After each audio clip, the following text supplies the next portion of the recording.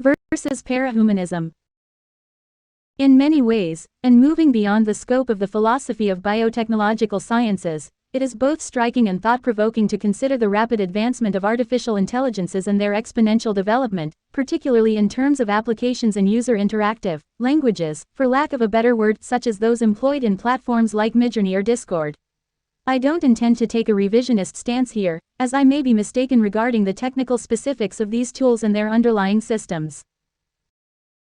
Nevertheless, and without presuming to be an all-logist, a term I will define later in this work, there is a growing and evident decline in human creative capacity in the face of AI capable of generating music, videos, even full cinematic productions, and, arguably, sculpture and painting as well, though I haven't personally explored the latter.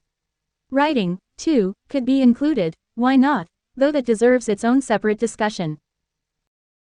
What's most intriguing is this convergence. How artificial intelligence, through the act of creating art, can evoke genuine emotion in a human observer, regardless of whether the piece is autonomously generated by the AI itself or curated and refined by a human, as would be the case with a music or film producer. This entire convergence, the drive to emulate human qualities through artificial intelligence, is what I refer to as parahumanism, a simulation of humanity that can be either partial or, potentially, complete. In the latter case, it would require no human intervention whatsoever. The AI, regardless of its specific form, would be capable of continuous creation, and even, albeit still limited as of June 2025, of publishing and distributing its own content autonomously. To illustrate this, one could simply instruct an AI, through a well-crafted prompt or a structured line of code, to create, publish, distribute, and possibly even collect royalties from its output. At present, the ability to monetize AI-generated content remains restricted.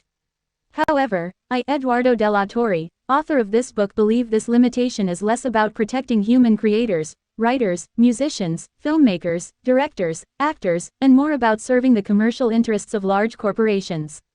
In other words, the lack of monetization may function not as a legal safeguard for artists, but rather as a corporate strategy designed to secure long-term control over content and its economic value. I will share my personal experience, without intending to bore anyone. For those who don't know me, I am a chemist and pharmacist by profession. I work and make a living from my career, thanks Jesus, since I am a believer. Editing, publishing, and writing have been more of a hobby that I have tried to professionalize and even profit from, though not very successfully. Despite having worked on nearly 42 books, as if I were Hermes Trismegistus himself, with all due respect to him, the distance is on his side, not mine. Those who understand. I have not earned much from writing. But not from the kind of writing I want to criticize here, which is writing assisted by artificial intelligence. My critique will focus on music.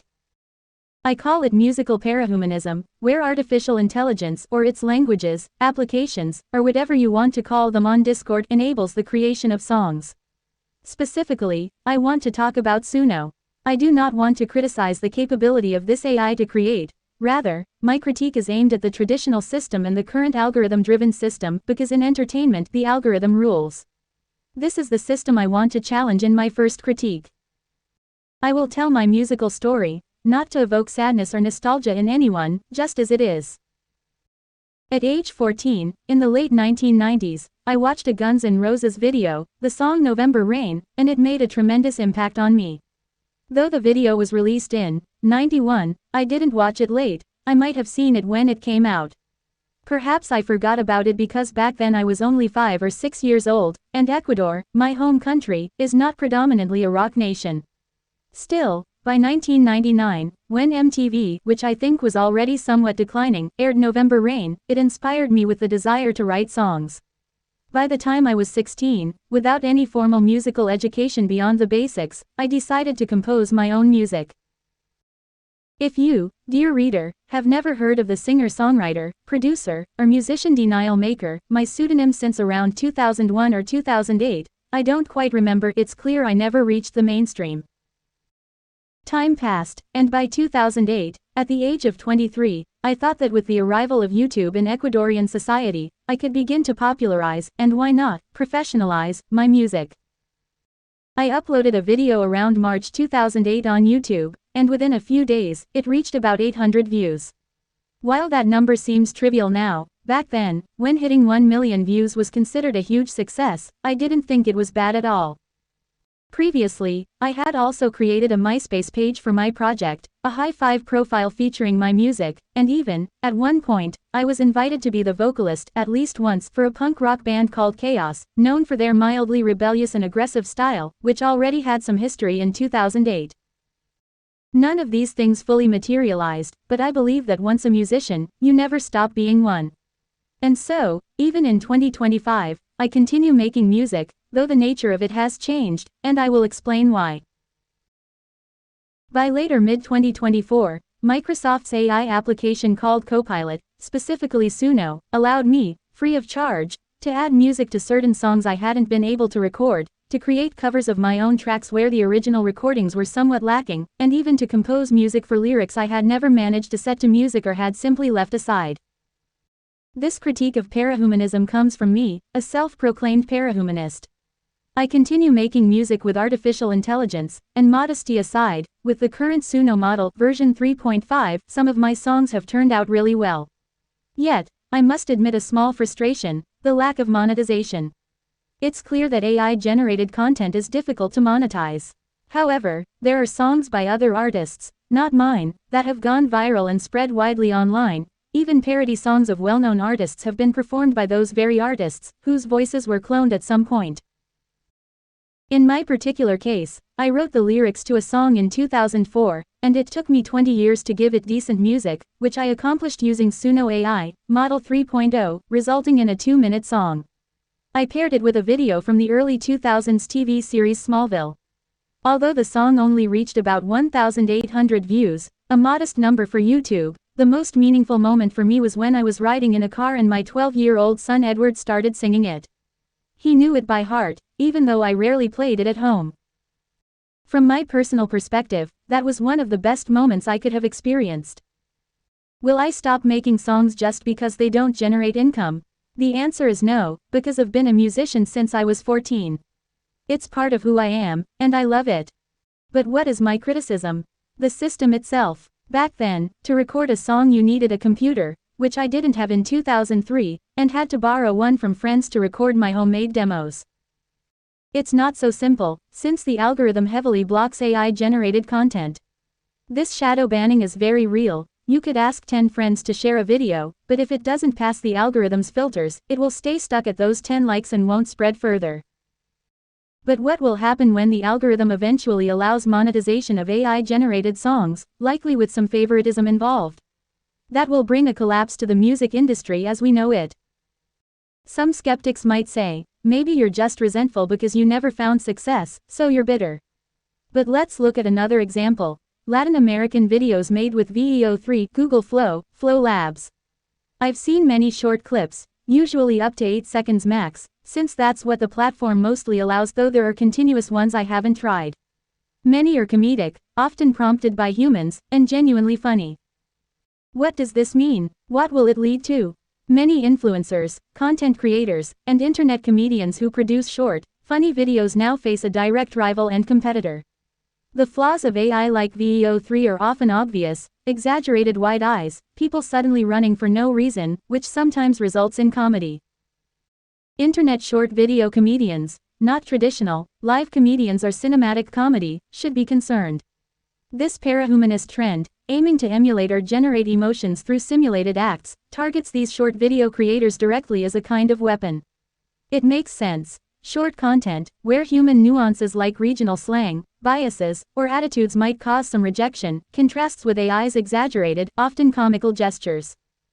Music is different. A musician can create a symphony, and AI can do that too, but a musician can also gather other musicians and perform whatever they want live.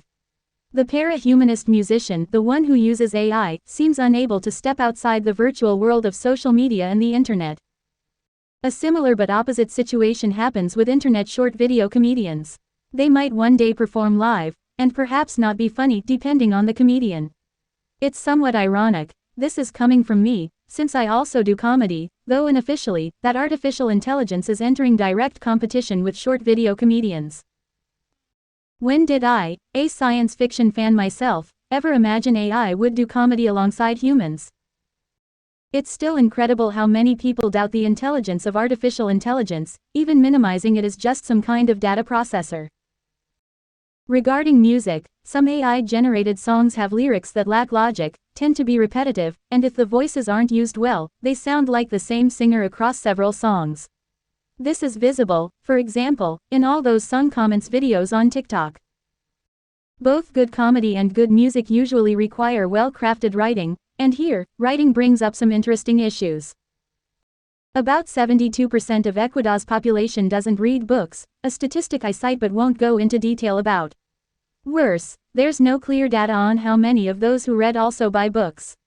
I'm part of that group since most of my reading is digital. I've read around 360 books that way, though I'm not good at citing sources. This isn't out of convenience but economic necessity. Beyond that, it seems the reading and writing communities are somewhat resistant to using AI, which makes sense since it's not yet a mass phenomenon in Ecuador. Jamie Bailey once said live, and I witnessed this, that a pirate bookseller in Peru thanked him because, thanks to Jamie Bailey's pirated books, he was able to build a house. That scenario would be unimaginable in Ecuador. Pirated books here wouldn't sell enough even for a seller to afford basic groceries. The basic basket here is around $800, while the minimum wage is about $460, from memory. I might be wrong, as this is just commentary related to the book's central topic. From that perspective, I believe that para-humanist writers, or perhaps more precisely, the producers-managers of writers who use AI, might actually end up more unemployed or underemployed than the writers themselves. I say this sarcastically, of course, since very few writers even have managers. Kevin Luna, an Ecuadorian author and influencer whom I deeply admire for his eloquence and intellect, once said during a live stream I watched that he uses AI to help develop or analyze certain characters.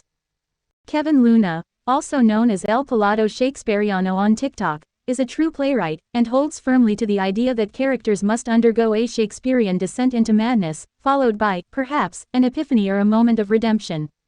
This descent into madness is a cornerstone of classic dramaturgy.